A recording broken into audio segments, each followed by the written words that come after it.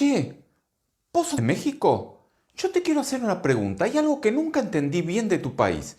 Yo soy de Argentina, ¿no? De Buenos Aires. Decime una cosa. ¿2 millones de kilómetros cuadrados? ¿2 millones de kilómetros cuadrados? ¿4 veces la superficie de España? ¿130 millones de habitantes? ¡130 millones! Frontera directa con Estados Unidos.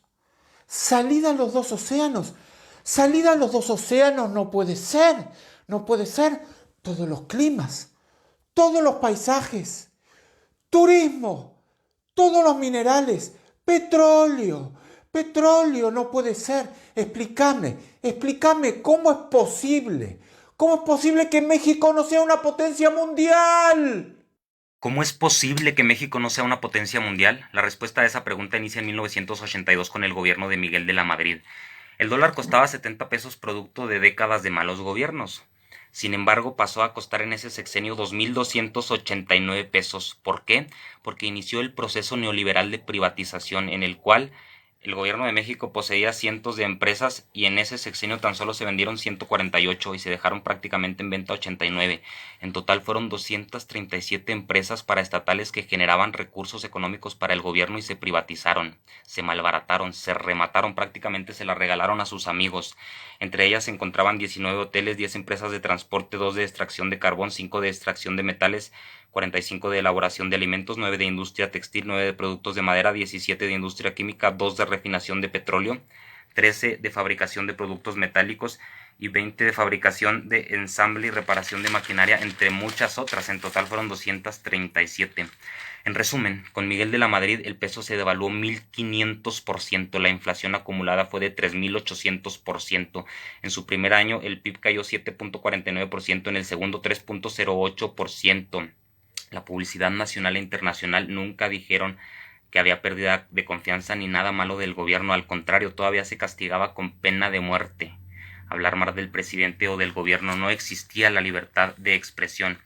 Aún así quedaban las mejorcitas empresas del gobierno, había tenido un poquito de dignidad de la Madrid y quedaba un poco de esperanza. México estaba herido de muerte, pero tenía salvación porque por primera vez desde la revolución había una posición política auténtica.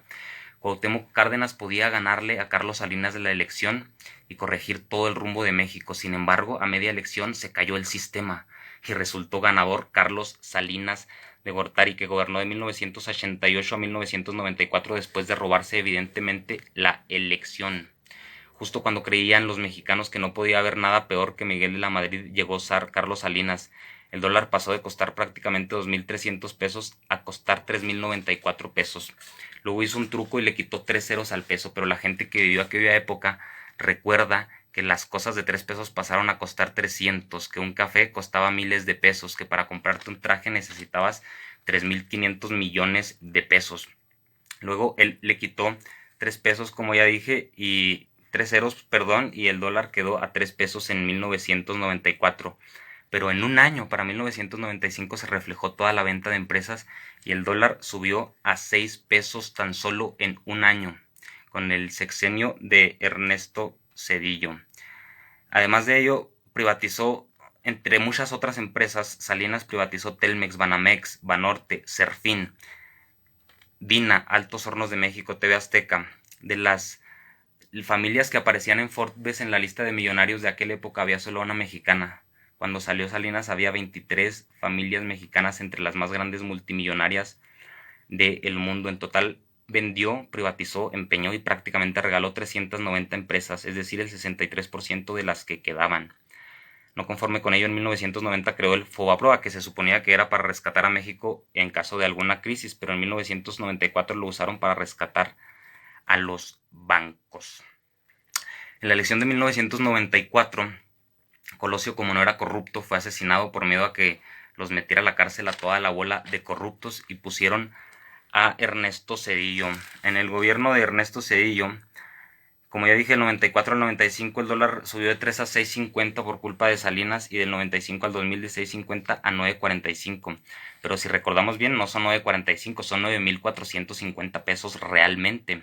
Además de ello, en ese sexenio se privatizaron los ferrocarriles y los aeropuertos.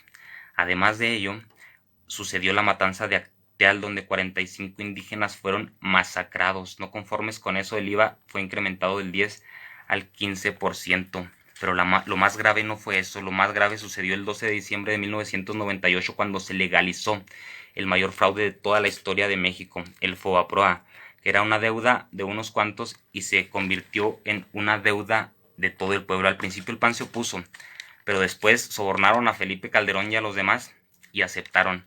Fueron 552.300 millones de pesos, el 11% del presupuesto anual en aquel entonces, con muchos intereses. Ajustada a efectos de inflación actual, esa deuda equivale a 1.8 billones de pesos. Haz de cuenta que pides 500,000 pesos en el banco, durante 20 años pagas intereses y después de 20 años debes 1.800.000 pesos. Así fue el FOBAPROA. Ese hecho dejó claro que el PAN ya estaba secuestrado y que no era una oposición, sino era un partido palero, igual que el PRI. Es decir, el PAN se fue a la basura mucho antes de llegar a la presidencia de la República. El PAN había sido secuestrado por medio de mercenarios como Felipe Calderón, como Vicente Fox y como Fernández de Ceballos, que tienen precios. En ese sexenio fallecieron 349 perredistas y en el sexenio anterior, en el de Carlos Salinas, más de 200. Ese era el verdadero partido opositor en aquel tiempo, antes de que también lo secuestraron. Fox, más resumido, pasó con la deuda de 1 billón de pesos, de 1.330 millones de pesos a 2 billones prácticamente. Privatizó Mexicana de Aviación, Aeroméxico, AISA, entre otras. Tuvo suerte de un auge petrolero. Para que se den una idea, durante su sexenio y el de Calderón, Pemex tuvo ganancias de 500,000 millones de dólares y durante el sexenio de Peña hubo pérdidas por 105,000 millones de dólares. Ese auge petrolero generó que el dólar no cayera tanto, aún así cayó, como siempre, de 9.34 a 10.87.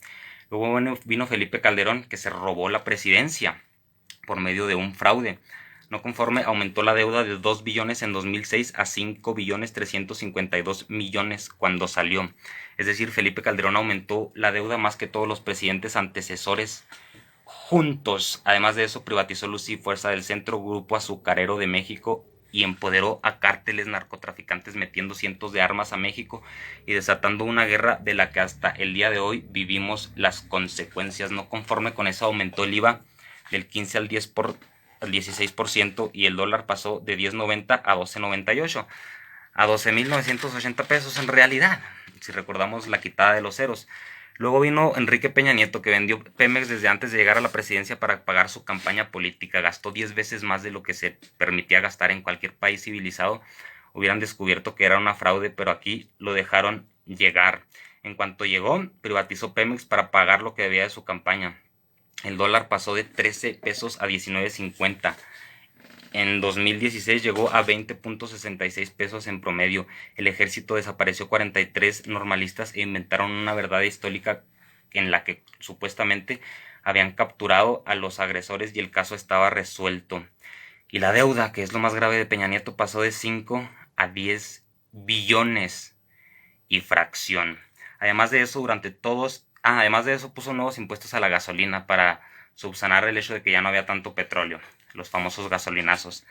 Además de eso, durante todos esos sexenios hubo inflación constante, corrupción sistemática. Cada carretera, cada puente, cada hospital, cada escuela lo vendían a sobreprecios para robarse dinero. Cada medicina, cada patrulla, cada hospital, cada contrato lo compraban a sobreprecios. Los apoyos incluso le llegaban a los muertos para robarse el dinero.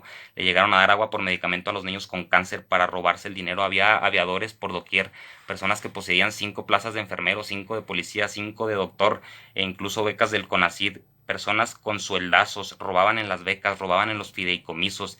Los gobernantes tenían aviones, carros, motos, helicópteros, todo de lujo, vida de reyes. La compra de votos era una práctica constante. Asesinar y comprar periodistas también. Pero lo más triste de todo eso es que la mayoría de los mexicanos no dimensionan la gravedad. ¿Cuánto es 11 billones de pesos? Pues el gobierno de AMLO paga 2,000 millones de pesos diarios. ¿Cuántos son 2,000 millones de pesos?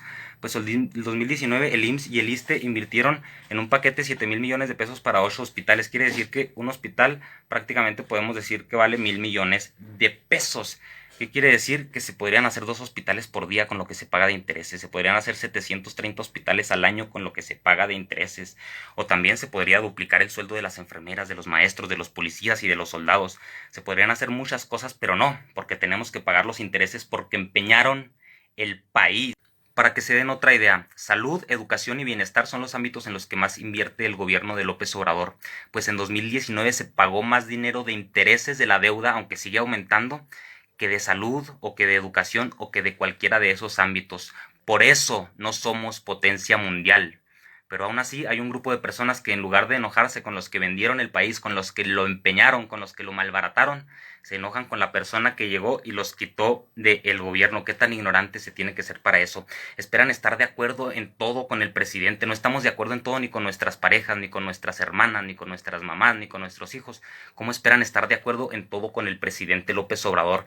Esto no se va a arreglar en 6 años. Este problema es demasiado grave. Pero es que López Obrador dijo que se iban a acabar los problemas. Es lo de menos lo que López Obrador dijo. Votamos por lo que López Obrador representa.